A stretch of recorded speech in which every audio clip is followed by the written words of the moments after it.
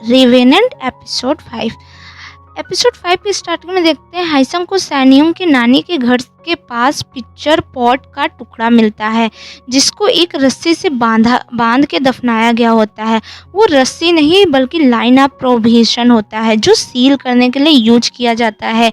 ये वही picture pot था जिसको हाइसंग की मदर, पिक्चर पॉट का टुकड़ा होता है एक्चुअली, ये वही था जिसको हाइसंग की मदर ने दफनाया होता है।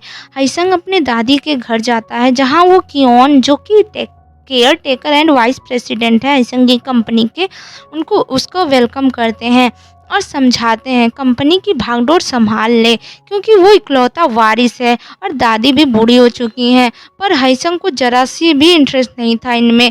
वो दादी से मिलके picture pot and hair band उनके सामने रख के पूछता है, क्या आपको इसके बारे में कुछ पता है?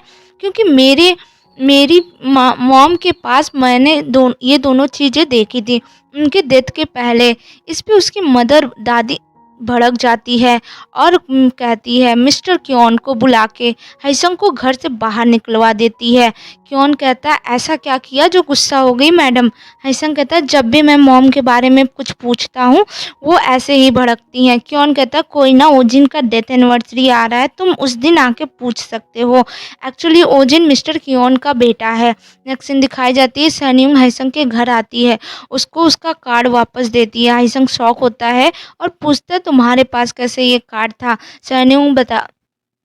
सैन्यूंग हाइसंग के जो 5 मिलियन वॉन दिए थे उसको वापस करती है विथ इंटरेस्ट। हाइसंग कंफ्यूज था और कहता है तुम्हारे पास अचानक पैसे कहाँ से आए? तुमने मेरे कार्ड से शॉपिंग भी खूब की है, क्या कल कुछ हुआ था? पर सैन्यूंग हाइसंग को कुछ नहीं बताती और वहाँ से चली जाती है। पर हाइसंग को शक होता है, वो उसी होटल में जाता है जहाँ कल सैन्यूंग थी। वहाँ जाके स्टाफ से पता चलता है एक लड़की की दिल का दौरा पड़ने से डेथ हो गई बाथरूम में, इसलिए पुलिस आई है। वो बाथरूम में जाके चेक करता है, तभी वहाँ होंगसाई आ जाता है। वो पूछता है तुम यहाँ क्या कर रहे हो?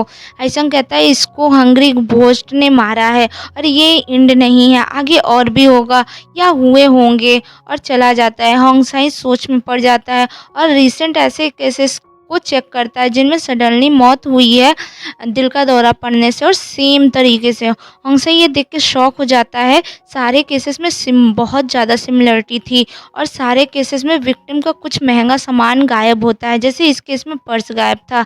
ये देख के होंगसाई शॉक हो जाता है, जो बात पुलिस भी नहीं नोटिस कर पाई वो हाइसंग कैसे नोटिस कर लिया, इसलिए वो उससे मिलने जाता है। सैन्यूंग को इविल स्पिरिट ड्रॉ खोलने को कहती है। जब सैन्यूंग ड्रॉ खोलती है तो उसमें पिक होता है जिसमें ओजिन का हंग्री गोस्ट के टेम्पल में पिक होता है। सैन्यूंग भी हाइसंग को हंग्री गोस्ट के बारे में बताने आई होती है।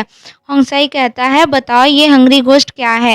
हाइसंग कहता है ये लोगों को के डिज़ायर की वजह से उन्हें पकड़ लेता है, उनके डिज़ायर का यूज़ करता है। अगर पार्टी में मौजूद लोगों के पिक हो तो दिखाओ, मैं पहचान सकता हूँ कौन हंग्री गोस्ट के कब्जे में है, वही कल्प्रिट भी है।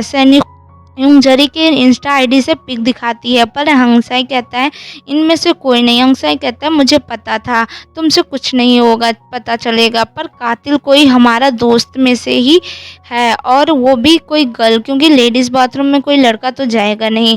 सैन्यूंग कहती है पर इसमें सैमी यानी यूंगजरी की पिक नहीं है। हंगसाई कहता है मैं यूंगजरी का पता लगाता हूँ, तुम दोनों सेमी का। इधर सेमी यूंगजरी से उसका आउटफिट मांग रही होती है एक रेस्टोरेंट में, क्योंकि उसको बहुत पसंद आ गया होता है उसका। जंगरी कहती है एक तो तुमने मेरा पर्स चुरा लिया, ऊपर से मेरा आउटफिट मांग रही हो। सेमी कहती है मुझे पता नहीं था कि ये किसका पर्स है, मैं इसके ऑनर को ढूंढ के दे देती। तभी जंगरी को एक लड़की का वॉच पसंद आती है, वो उसके पीछे बाथरूम जाती है।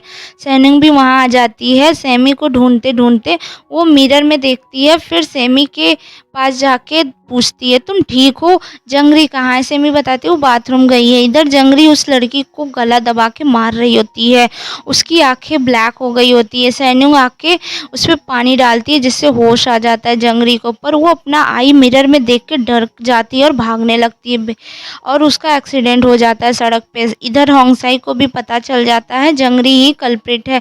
ज़्यादा पर उसके कलीग उससे नाराज़ होते हैं कि होंगसाई ने उन्हें क्यों नहीं बताया कि वो भी पार्टी में था। जंगरी बच जाती है। सैन्यूंग कहती है डिज़ायर होना गलत थोड़ी ना है, सबके अंदर होता है, मेरे अंदर भी है, इसलिए मैंने तुम्हारे कार्ड से अच्छे-अच्छे कपड़े, सैंडल, पार्लर इन सब पे मैंने खर्च किए थे उस रात, जी भर के जिया था।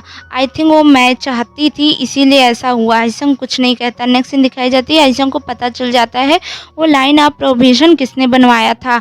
वो उस समन के पास जाता है जिसने बनाया था। समन कहती है हाँ, ये लाइन ऑफ प्रोविज़न मैंने गैंगमो और तुम्हारी मदर के लिए 5-5 बनाए थे। वो लोग कोई 5 ऑब्जेक्ट को सील करना चाहते थे ताकि किसी नेगेटिव एनर्जी या इविल स्पिरिट को सील कर सके। नेक्स्ट सीन दिखाई जाती है, ओजिन की पिक देख के सैन्यों को याद आता है कि उसने एक बार एक झलक देखी थी हाइसंग के घर में ओजिन का, और वो कंफर्म करने के लिए उसके घर जाती है हाइसंग के, पर हाइसंग नहीं होता। वो ओजिन से कहती है तुम कौन हो आखिर, क्योंकि वो मिरर में देख चुकी होती है ओजिन को। ओजिन कहता है क्या तुम मुझे देख सकती हो। सैनिंग कहती है यानी इविल स्पिरिट सेमी के हंग्री घोस्ट के बारे में नहीं बल्कि तुम्हारे बारे में बता रही थी, तुम्हारे अंदर हंग्री घोस्ट है। और ये एपिसोड यहीं ख़त्म हो जाता है। Thank you.